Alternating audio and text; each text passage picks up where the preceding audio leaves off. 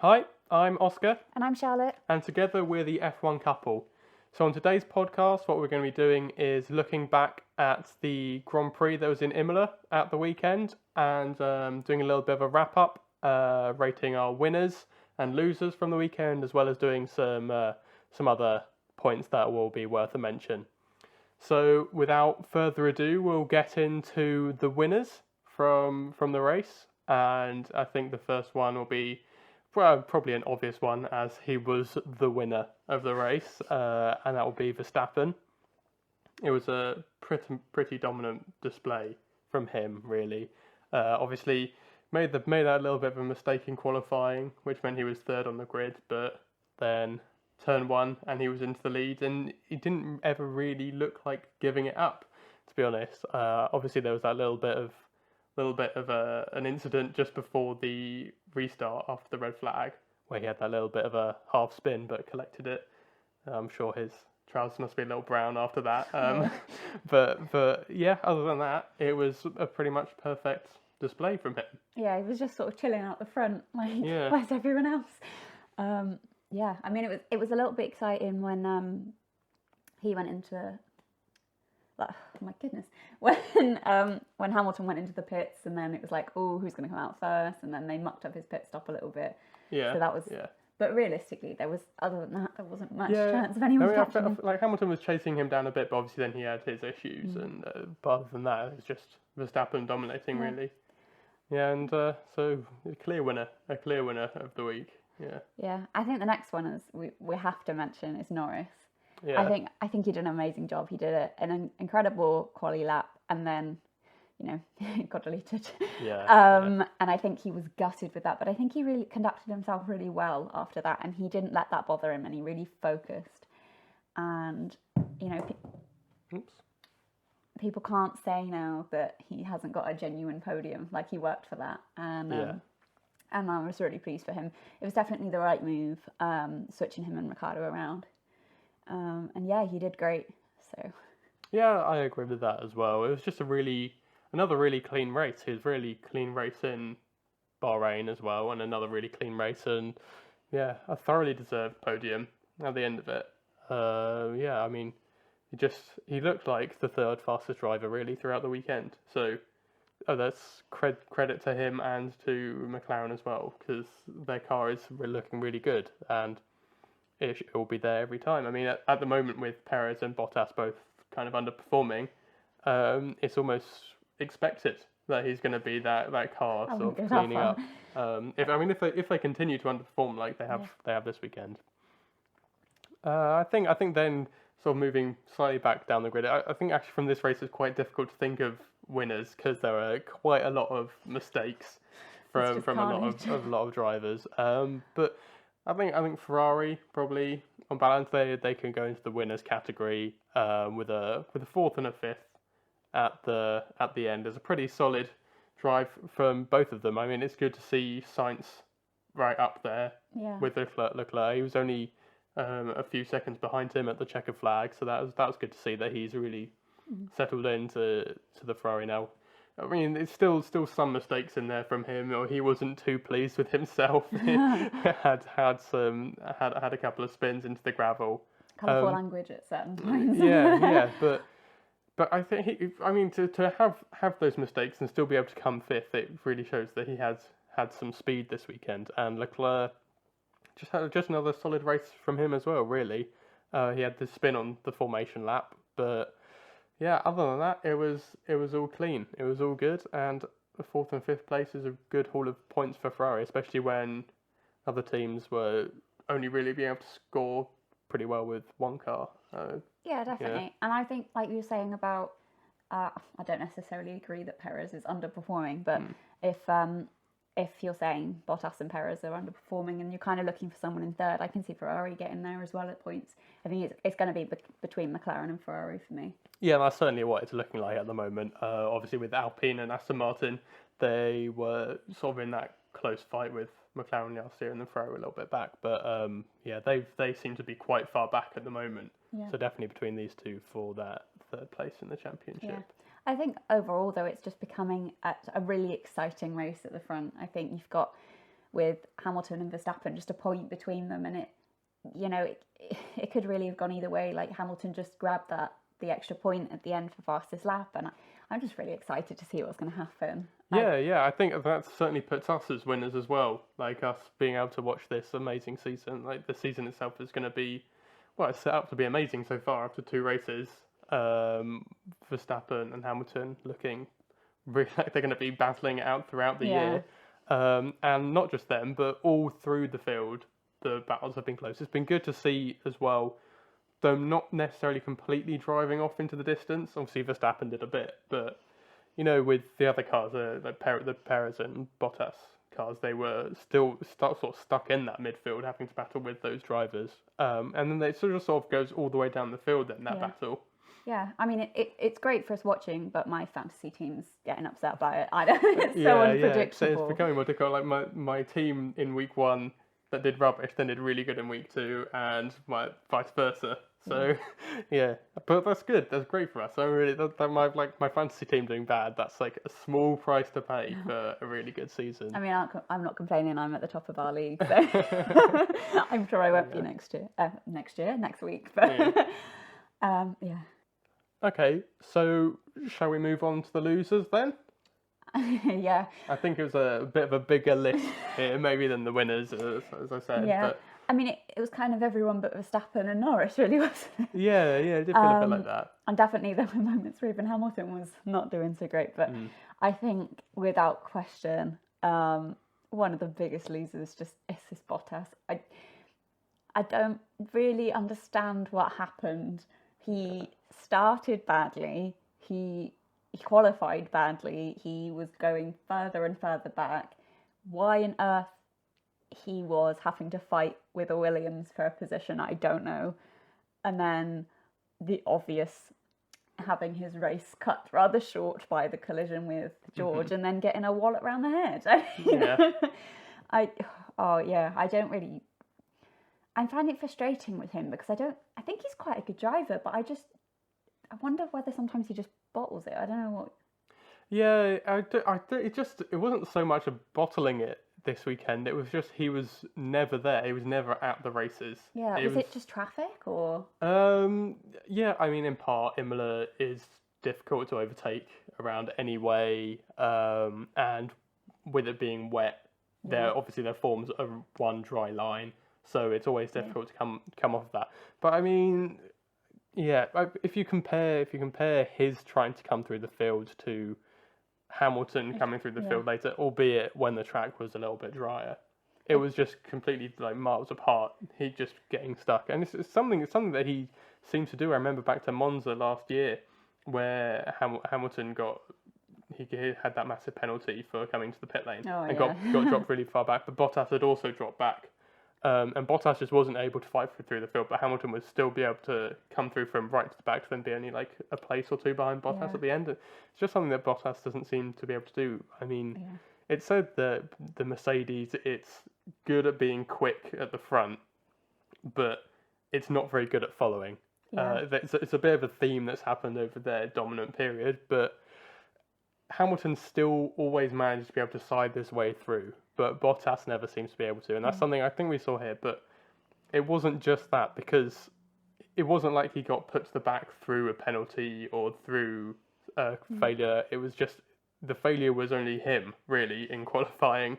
I mean, being eighth, being behind his teammate and 4 other constructors isn't something you expect from a Mercedes. And I was looking at his times in qualifying, and his quickest time was actually in Q1. He went fastest in Q1 of everyone, and then never improved upon that in Q2 or Q3, which was very strange. I can understand in Q2 because then they would have gone out on mediums to start on, but yeah, I don't really understand how he must have really made a mistake. I didn't actually see the mistake. Yeah, if there was one. You don't have any technical. No technical issues, but presumably he made a mistake, or maybe got a lap time deleted. I know there are a few of them going. I didn't see it, but that might be why he was so far back. But it just wasn't. It wasn't a good qualifying. He still put a lap in, and it wasn't a good one. So true. That's the problem. Shall we move on to? Yeah. I think we can feed in quite nicely to Russell. I don't even know if I them. want to talk about this. I have lost so much respect for Russell. I think this is quite clear that I'm a huge Russell fangirl, but the way that he conducted himself after the crash, I'm feeling a bit salty. It was just that he was so adamant to blame Bottas for it, and for me at least, I think it was quite clearly his fault. I know there are people saying, well, kind of a 50-50, maybe 60-40, but I think probably more than that. Bottas was just driving along, and then Russell comes right into the side of him out of nowhere. But I understand there was maybe a tiny deviation from Bottas, but it wasn't exactly the Verstappen-esque move that Russell said it was afterwards, that it was moving right in front of him under braking. That's not what was happening. Yeah, but we did the poll on our Instagram, didn't we? And it actually came back about 55% of you guys thought that it was Bottas's fault. Mm-hmm. Did I say 55? I meant 55, yeah. And I disagree with you. I don't actually think it was really either of their faults. And that was what the conclusion was in the end. It was a racing incident. And that's what I was saying all along. Like, I don't think either of them were... I think either of them could have perhaps done things to make it less dangerous. I think, yeah, sure, Bottas moved over slightly, partly because of the way that that part of the track goes. And maybe he could have been a little bit more aware of that. And maybe George shouldn't have gone for a risky overtake, especially in the wet. And I think if it hadn't have been so wet, it wouldn't have been such a big problem. I think they were both at fault. I don't think I think in different conditions you would have had a very different outcome. Yeah, I agree. I think if it was dry, well, probably one, Bottas would have already managed to get higher up, but two, the incident would have happened. It happened because Russell touched either the white line or the grass. It was the grass. Yeah, which then, because it was wet, made him spin. Yeah. Like left immediately into Bottas. Yeah. I just feel like he was also kind of. This is one of the reasons that I'm finding it really frustrating, because not only was he very, very unprofessional following the crash, but he also, I feel like he shouldn't have been taking that unnecessary risk. And it's almost like, it almost highlighted some sort of immaturity or something to me. And I kind of was like, well, I think you're a great driver, but you should know that if it's wet, maybe you shouldn't be overtaking there. You shouldn't be going for that, because he was in a really good position to be getting points. And I don't think he should have been taking unnecessary risk. Yeah, you say that, but then the flip side is that going between 10th and 9th, which is what he was fighting for, when it's for Williams, that could be pretty much doubling their season's points that they're going to have at the end of the year. And that could make all the difference if like, say, Haas, who they're fighting with, get a 10th place at another crazy race, then suddenly that 9th place is so much more valuable, because that's going to be another position in the constructors at the end of the year. Well, I appreciate that, but I actually think that for that exact reason, he shouldn't be taking crazy risks like that. Why not wait? Okay, fair enough, it's not an easy track to overtake on, but surely there's got to be a better position, a better place to do that, especially if he admitted that he would come straight, he was at full speed, and it was a bit of a risk what he was doing. Yeah. And I don't know why he didn't just wait for a corner or two, or a better opportunity than that. Yeah, I mean, the thing is, he can't know that there's going to be another opportunity. That's the thing. When you're in a Williams and you have the chance to score more points, you just have to take them, I think. Yeah, but I stand by, I think it was reckless. Yeah, I mean, and the thing with the track is that into turn 1 is the only real overtaking place anyway. So it would have only been doing the same thing maybe a lap later. But at that point, Bottas might be further ahead anyway. I feel like yes, it was fine to go for the move. No, it wasn't fine to run wide and crash into Bottas. Yes, that was probably because of the damp conditions. So yeah, a racing incident, but yeah, Russell to blame. I can't blame Bottas at all for just defending on the inside and then being taken out. But anyway, I think the real problem is that Bottas was way below where he should be anyway. But it was very unprofessional of Russell afterwards to say Bottas wouldn't have done that to another driver. I appreciate the yes, that. Also, the fact that I'm sorry, I appreciate that it's competitive. I appreciate that that's possibly thrown away his only chance to get points this season. Mm-hmm. Although saying that Williams is looking better than it has been. But there is absolutely no way that a sportsman should get into an incident like that and go and wallop someone else around the head.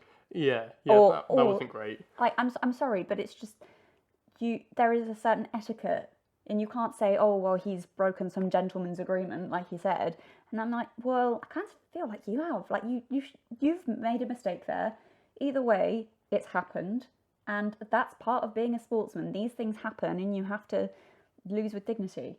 Yeah, I can almost forgive him for giving Bottas a little bit of a pat, because it was immediately after it had happened, the crash happened. It wasn't like it was like 50 laps later and the race had finished and then he came and sort of punched him in Parc Ferme. I completely disagree with you, because actually Bottas hadn't really moved out of his car. George didn't know that he was actually not injured, and I think he should have taken that. I appreciate, heat of the moment. There's a lot of emotion. I know there's a lot of passion with these drivers, but, you have to, you can't do that. Yeah. I mean, it wasn't exactly like, I remember Piquet, like karate kicking someone after having a crash. It wasn't exactly that. It was a bit of a pat on the head. And Bottas gave him a bit of a finger first. So, well, yeah, I it's think just sort of like schoolboy fighting, really. It's not really a bad thing. It was quite small.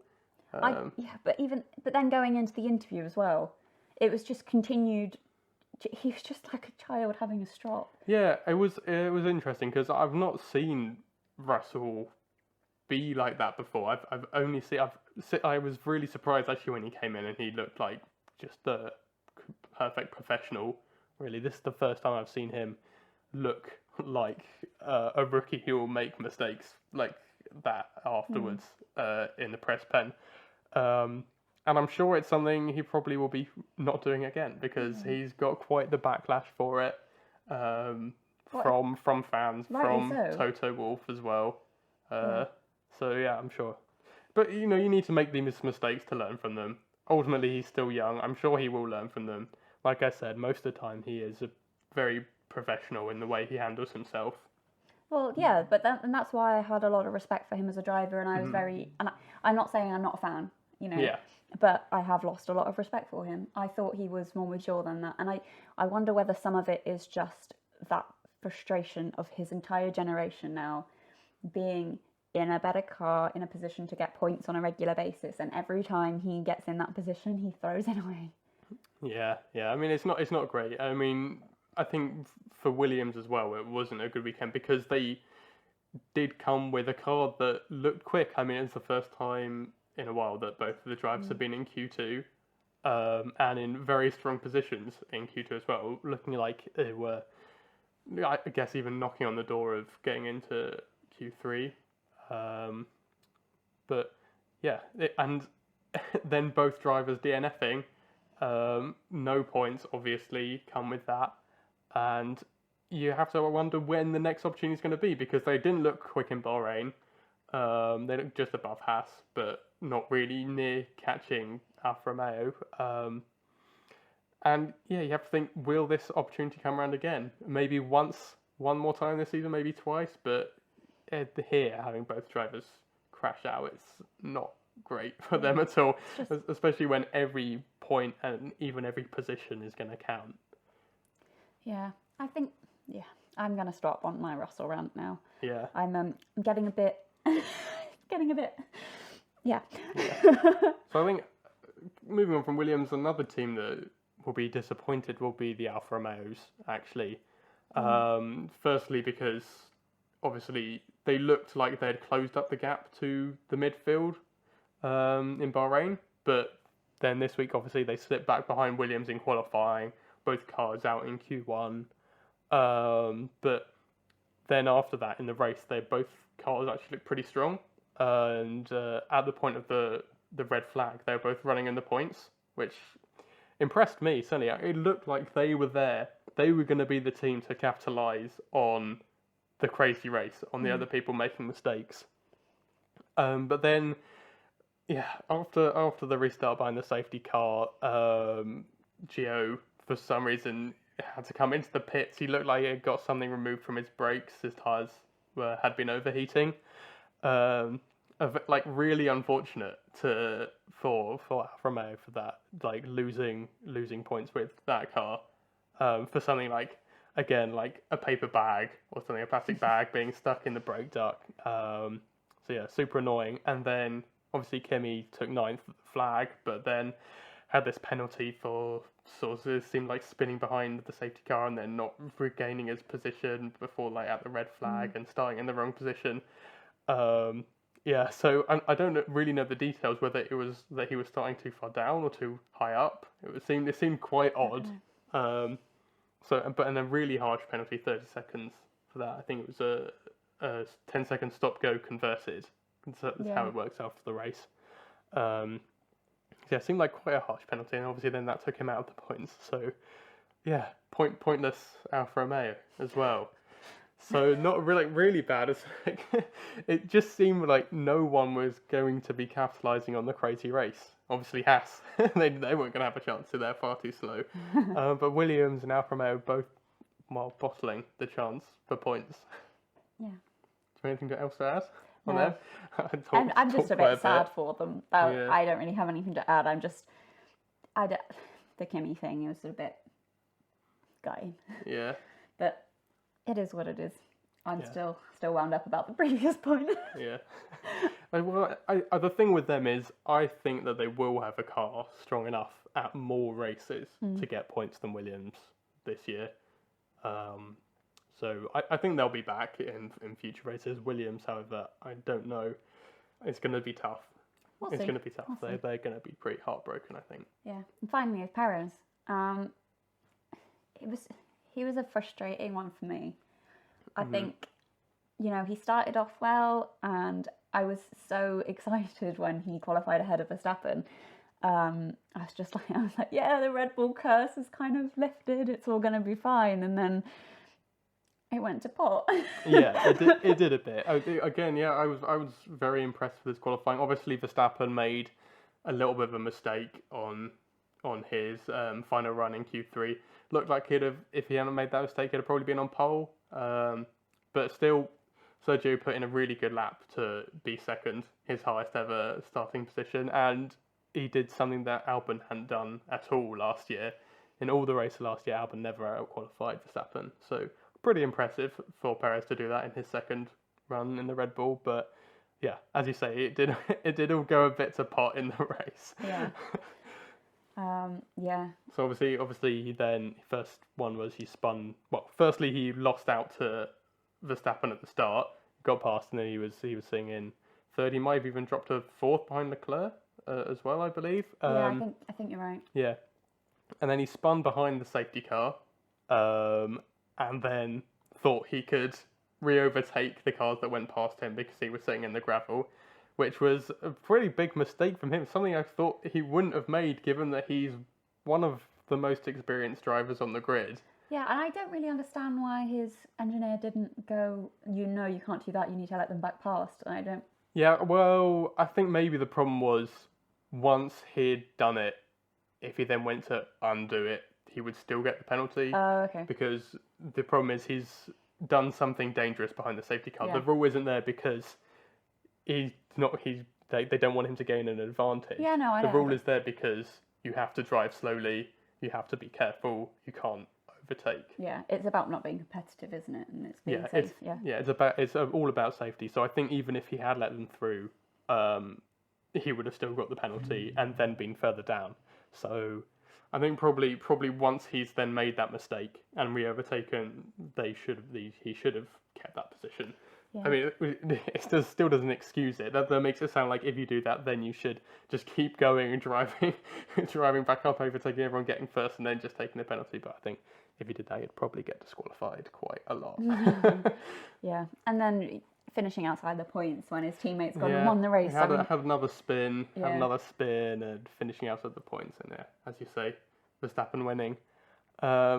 It wasn't great for him, but yeah, he's shown pace, he's shown skill.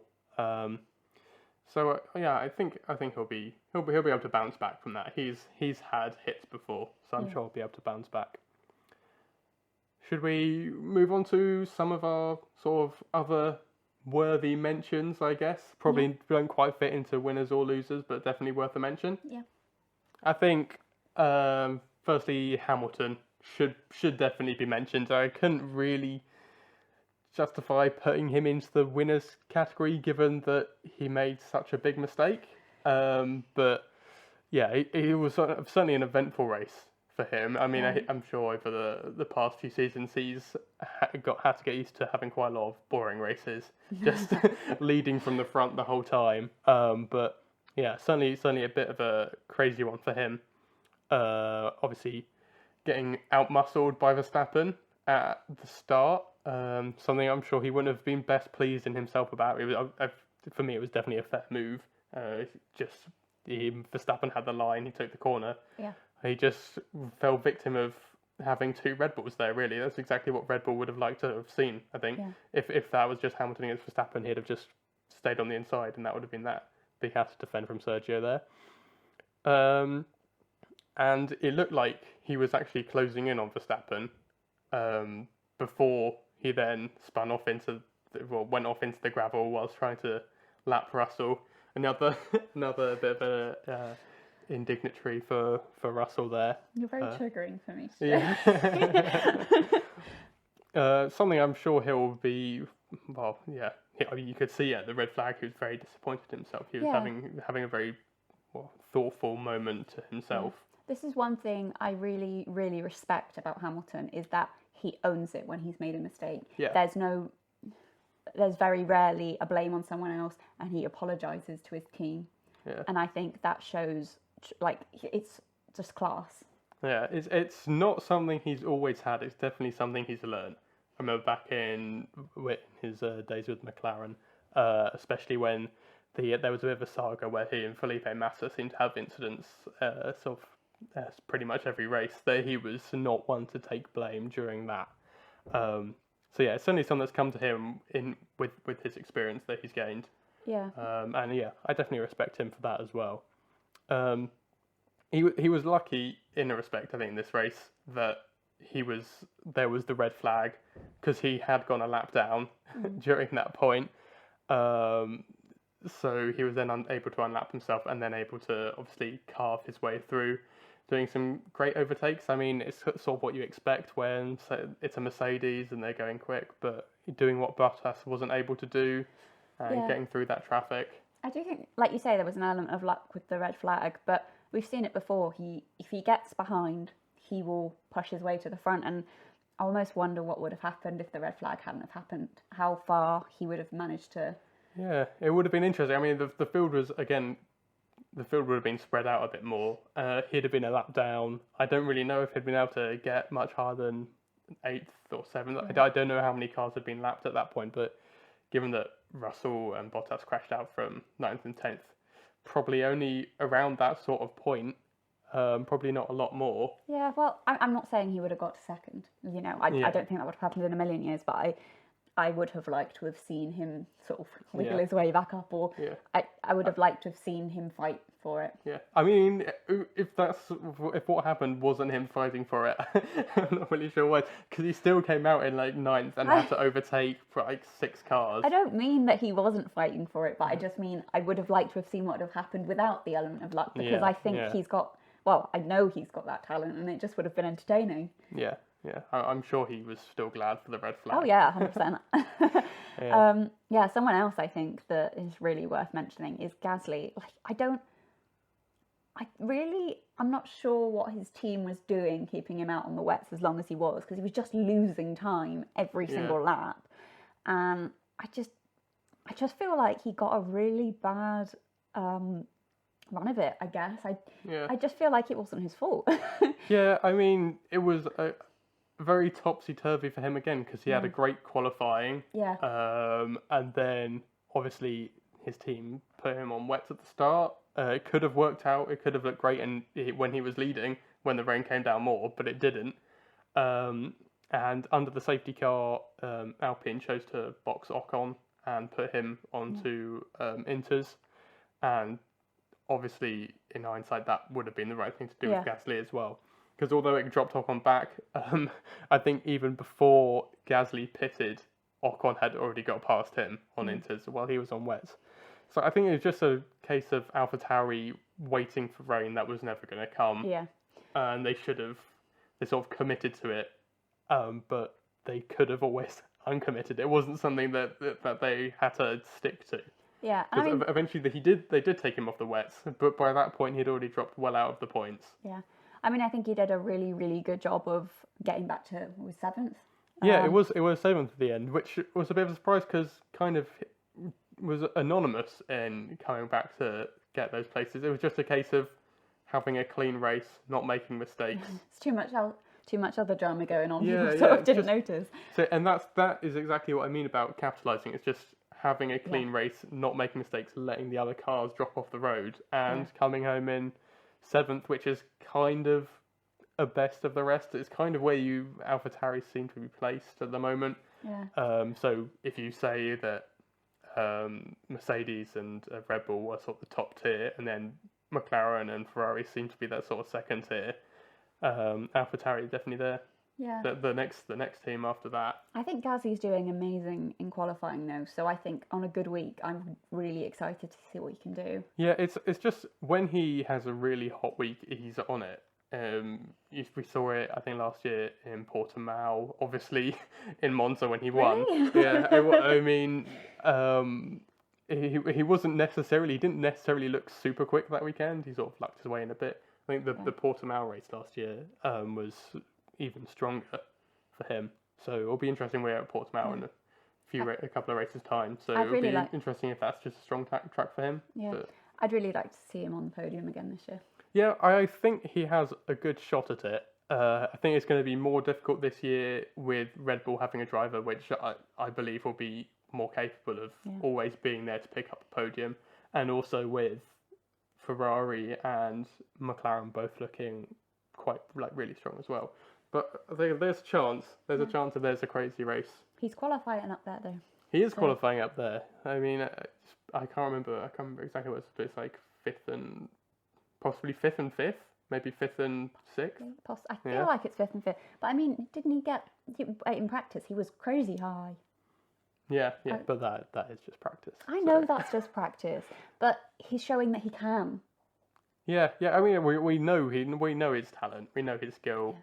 Obviously, he didn't show that when he was at Red Bull, but at AlphaTauri, he's looked incredible. But the point is that I'm making is that he wouldn't have been in a position to be that good in practice last year. No, that's true. There's clearly a massive improvement on the car. Yeah. He's clearly maturing, and I think he can get a podium this year. Yeah. Well, let's see. Fingers crossed. It will happen. Yeah. I mark my words. I think if we move on, I think his teammate is also worth a mention. Maybe more towards the loser's side of things, but it wasn't a great race for him. Obviously, he crashed in quali without setting a time, which is never something you want to do because then that's last guaranteed. But he seemed to be having a decent race. He was battling well. He was up into the points, I believe. And then he went for a move around the outside of Hamilton into the first chicane and spun out into the gravel. I mean, I have to give him kudos, I think, for trying to go around the outside of the greatest of all time in his AlphaTauri. It certainly shows that he's got skills. He's a bit fearless. He's got nothing to lose, really, I guess. Yeah. But I think after seeing him in Bahrain, I don't think there was really any doubt that he's fearless. I think I don't want to say aggressive, but he's quite I don't know what the right word is, but he goes for it. Ballsy, basically. Yeah, sure. We'll go with ballsy. But, I think this weekend for him, it's just part and parcel of being a rookie in F1. You have to remember his second race. He was born in the 2000s. So mistakes are going to happen. It's just a given when you're a rookie. And yeah, he's showing his speed as well. it wouldn't be good if he was making mistakes and wasn't being quick, but he is being super quick, and I'm sure he's going to bounce back as well.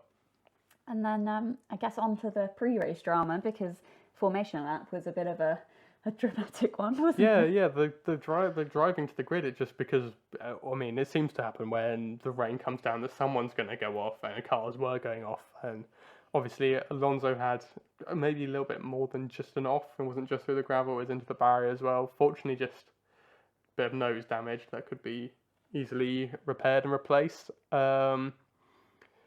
But yeah, he managed to recover from that as well and take a point at the end. Obviously, he had another spin as well during the race. But yeah, took 10th after Raikkonen's penalty, so good for him to have points back. But he was out-qualified and out-raced by Ocon, which may be a bit of a surprise. After Bahrain, he looked like he was going to be on it straight away. Yeah. And then this race, Ocon looked quicker than him sort of throughout the weekend. So a little bit disappointing for Alonso, I guess. But I don't know, good to get back in the points after several years out of the sport.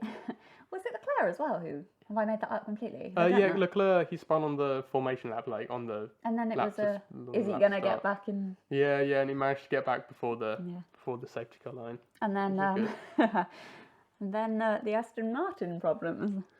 Yeah, I mean, just wasn't a good start for them, was it? I mean, both cars having brake problems. Stroll's actually looked like it was going to be the one that was worse, with his brakes on fire on the way to the grid, and his race engineer just be like, "Oh, drive faster, and that will put it out." that was really funny. Yeah, but then they managed to get his fixed and replaced, but Vettel's weren't replaced in time, and he had to start the pit lane.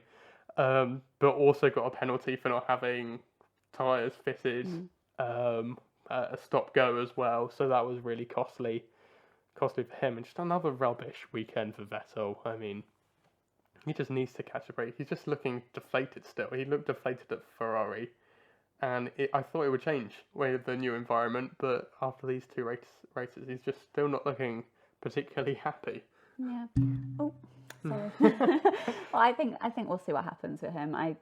It could be just him settling still, or I don't know. Yeah, but I mean, if you look at the other drivers as well, like Ricciardo and McLaren and Sainz and Ferrari, they're not on it straight away. They do need some settling time, so maybe it's the same for Vettel. But it's just the fact that there's so many other things going wrong as well in terms of penalties and poor qualifying. The lack of reliability with the car as well. Like they had to retire it, didn't they? So I don't know. And then I guess the final one to mention is Haas. Yeah, well, Vettel, despite retiring, still managed to finish ahead of both the Haases. So that's not great for them, as they were 2 laps down at the end. It would have probably been more if it wasn't for the red flag as well. It just looks so slow. The car looks so slow and so unstable. Obviously, they both cars had little instances. Mazepin had quite a few in practice, but managed to go 61 laps before spinning during the race this time, which was a little bit of an improvement. Yeah, didn't he do, was it qualifying he didn't spin in, or FP3? Yeah, qualifying didn't spin, but apparently he impeded Giovinazzi on his final lap, so I thought he'd gone the whole qualifying without having an incident. I was quite excited. And then obviously Mick Schumacher had that crash behind the safety car into the walls. It must be a bit of a thing at Imola, crashing behind the safety car, but I mean, at least he had rain to blame this time. And then he was just waiting to get in the pit. It was a strange one. He crashed, left debris on the track, and then wasn't able to pit because of his debris blocking the pit exit. So it feels like there should be, I don't know, maybe that is the sensible thing to do, but because, I mean, obviously it's dangerous to then leave the pit lane, but then is it also dangerous to drive around with a broken car? Yeah. I suppose when it's like that and you can still drive around, it's not too bad. But yeah, I mean, you could still enter the pit lane presumably to retire the car if it was more serious damage. Yeah, I would have thought so. I don't know the ins and outs. Some common sense would have to prevail, presumably. But yeah, I think the reason we haven't put Haas in the losers category is because we can't just put them. We can't just make them the loser every week. They can't just be the part of it every week because the car is just dreadful. Yeah. And they have got 2 rookies in there who are going to make mistakes. So yeah, but I think it's going to be a good experience for them. So As in the drivers, not the team. The team I'm losing hope with. Yeah, I do worry for them. I mean, I think that if they don't finish bottom of the constructors, it will be a miracle. Basically, they look so slow, and they're saying they're not going to develop the car. It's just going to be a season to forget for them. Yeah. Yeah, I think we should wrap up. Yeah, I think that's about enough. About enough digging into the drivers and telling them why they're all such losers. Feel free to let us know who you think your winners and losers were, and who you think was to blame between Russell and Bottas, or if you think it was just a racing incident, as the stewards decided it was as well. Yeah, please feel free to like and subscribe to us, and follow us on our socials, at the F1 Couple on Twitter and Instagram as well. And we'll be back next week for something, and then looking forward to the race in Spain. It's not always an exciting one in Spain, but last year wasn't a very exciting one in Imola. So with this season, maybe even Barcelona will deliver. Who knows? Yeah, we can have our fingers crossed. But until then, until the next time, we'll see you later. Bye. I did it for you. I'm going to do it every week just for you.